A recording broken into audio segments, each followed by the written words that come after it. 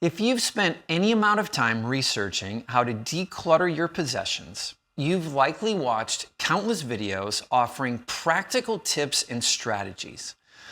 Those types of videos are wonderful and helpful. In fact, I've recorded a whole bunch myself, and I'll even put some links in the description below. If you need help owning less, I recommend you watch them and subscribe to this channel if you haven't already. But today, I thought I would try something different.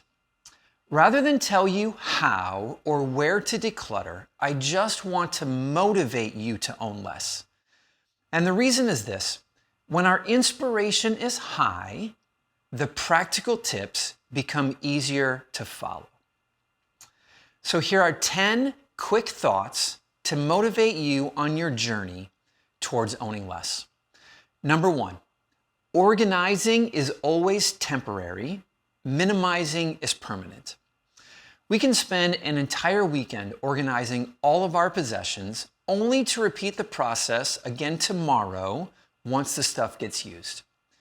Courtney Carver said it this way: if organizing your stuff worked, don't you think you'd be done by now? Organizing is only ever a temporary solution to our clutter problem. Minimizing, on the other hand, is a lasting solution.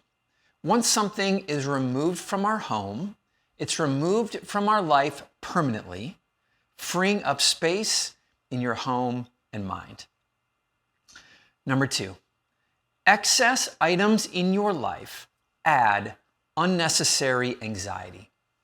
Every physical possession demands something from us: attention, maintenance, and mental energy. And so the more we own, the heavier the mental weight we carry. Decluttering then reduces the stress in your home and life. Truth number 3, decluttering inspires intentionality in other areas of life. Intentionality in one area of life always sparks intentionality in other areas. In the same way, you'll find that intentionally owning only what you need will spark healthier habits elsewhere in your life: your money, your time, your habits, your health.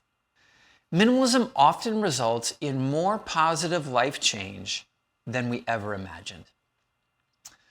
Number 4, owning less results in more gratitude in your life. This is important. Gratitude is easier when there's less competing for our attention. Think of it this way: when our homes are filled with excess, it's easier to overlook the things that we have. Owning less helps us define enough in new ways, and it allows us to see the beauty in what we already possess and become more grateful for it. A 5th motivation that will help you stop holding on to clutter is the truth that our excess could be someone else's blessing. Most of us own things we don't need, items that are just collecting dust on a shelf, tucked away in boxes, buried in the back of a closet, or even cluttering up our garage. Letting go of those possessions doesn't just simplify your life, it creates an opportunity to give to others. There's someone out there in your community today who could use exactly what you're holding on to. And that also goes for all those things that you're holding on to just in case. Owning less turns our clutter into contribution. Truth number 6, more possessions haven't made us any happier. Over the past 50 years, home sizes have nearly tripled, and the number of personal belongings has grown right along with them. The stats on storage unit use in America is downright ridiculous. And yet, happiness levels have not increased at all. In fact, they've stayed relatively flat over the same time frame. In other words, we've accumulated more and more, but that hasn't increased our happiness at all. If more stuff led to more joy, we would be the happiest people in history. But we're not. And so it's time to try a different approach.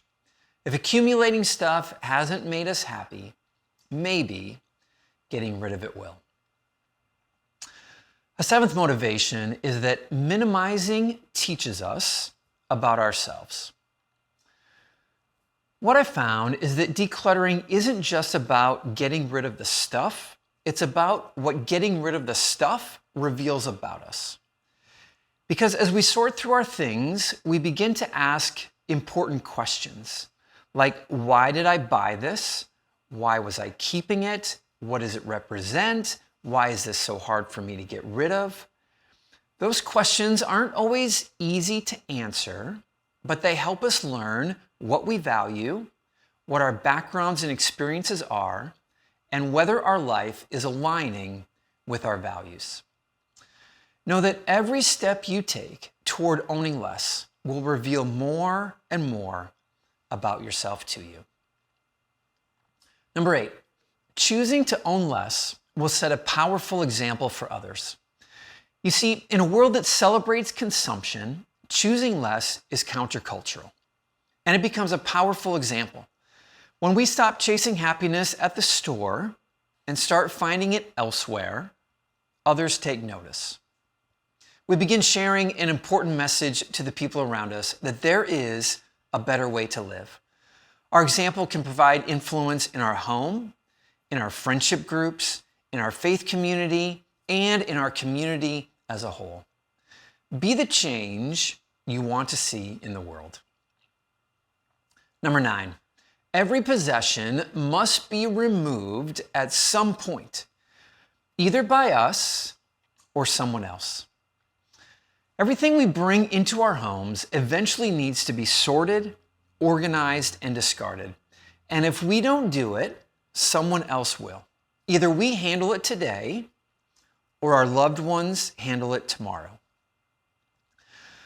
Someone once commented on a video of mine that they were happily leaving that job to their kids. I don't recall the exact phrasing, but the comment was similar to, "That's okay, my kids can sort it all out when I'm gone." And to be honest, I felt bad for her kids. Anyone who has had to sort their parents' possessions knows what a physical and emotional burden it can be. And usually, right in the midst of losing a loved one. Keep in mind that choosing to own less now is one way we care for the people we leave behind.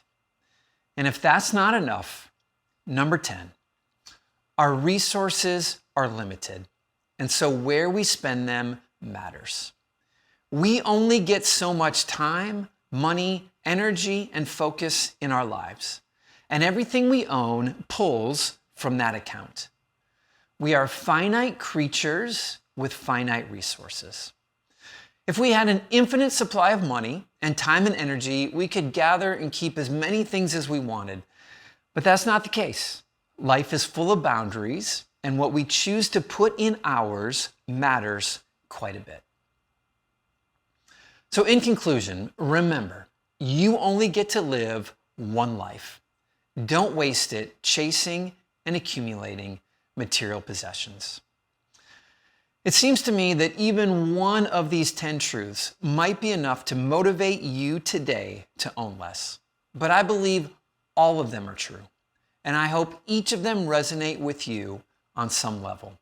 Because when they do, and our motivation grows, it becomes easier to find the strength to follow through with the practical steps of decluttering. You can do it. You'll love owning less.